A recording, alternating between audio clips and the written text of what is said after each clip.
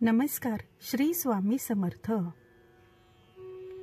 स्वामी भक्त श्रेष्ठ श्री बाळप्पा महाराज यांची 114वी पुण्यतिथी. त्यानिमित्ताने आजचा हा व्हिडिओ. बाळप्पांचे सराफी दुकान होते. मूळचे ते कर्नाटकातील हवेरी या गावचे. संसारात मन रमेना. सद्गुरू भेटीची तळमळ ओढ त्यांना वाटू लागली. गावावरून ते मुरगड येथे आले. 3 दिवस मुक्काम करून ते गाणगापूरला आले. 3 महिने त्या ठिकाणी सेवा केली.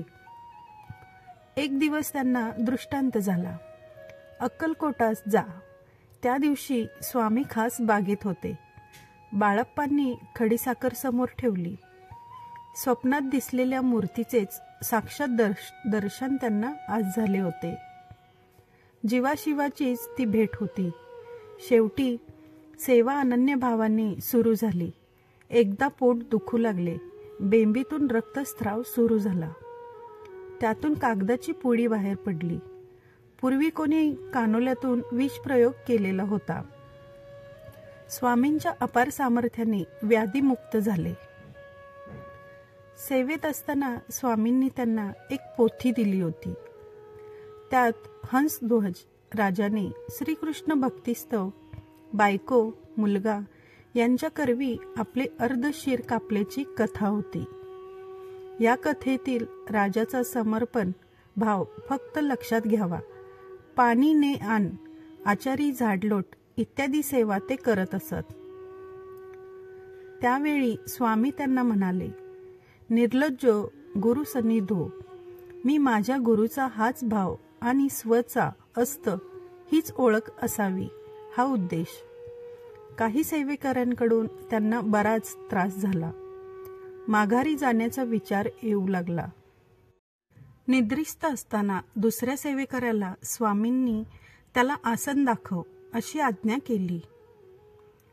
म्हणजेच जाण्याची परवानगी नव्हती. नंतर ते जवळ असलेल्या मारुती मंदिरात जप करू लागले.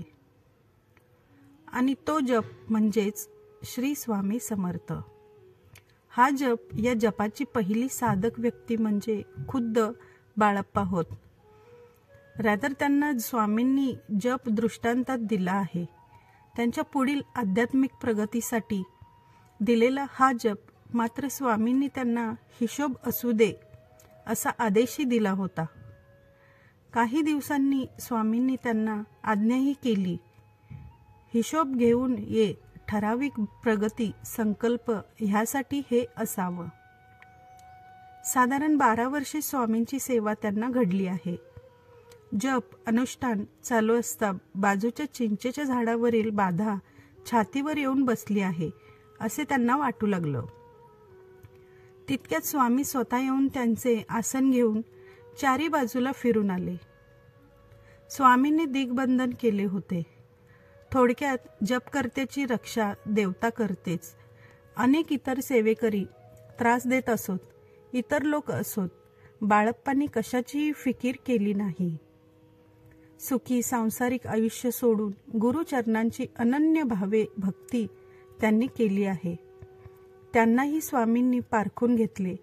पुढे खूप मोठी शिष्य परंपरा चालू आहेच. स्वामींच्या समाधीवेळी स्वामींनी आपल्या हातातील श्री स्वामी समर्थ अक्षरे असलेली अंगठी बाळप्पांच्या बोटात घालून माझा शिक्का तू पुढे चालव असा अधिकाररूपी आशीर्वादही दिला आहे. तुझ्याद्वारे मीच पुढील कार्य करणार आहे, तू निमित्त मात्र आहेस असे अभिवचनही स्वामींनी त्यांना दिले आहे. श्री गजानन महाराज अक्कलकोट हेही बाळप्पा यांच्या शिष्य परंपरेतील एक सिद्ध, ज्यांनी जगाला अग्निहोत्र ही संकल्पना दिली आहे. ज्याप्रमाणे चंद्राचा प्रकाश पौर्णिमेला सर्वत्र पसरतो, त्याप्रमाणे सिद्ध ध्यानधारणा समाधी या त्रिपुटी ओलांडून सदैव सच्चिदानंदात असतात. अणुरेणूपासून सजीव निर्जीव सृष्टीमध्ये भगवंत रूप होऊन अनुभूती घेतात व देतात. तसेच एक श्री बाळप्पा महाराज. श्री स्वामी समर्थ. मित्रांनो, व्हिडिओ आवडला असेल तर व्हिडिओला एक लाईक करा. चॅनलला सबस्क्राईब केलं नसेल तर चॅनलला सबस्क्राईब करा. धन्यवाद.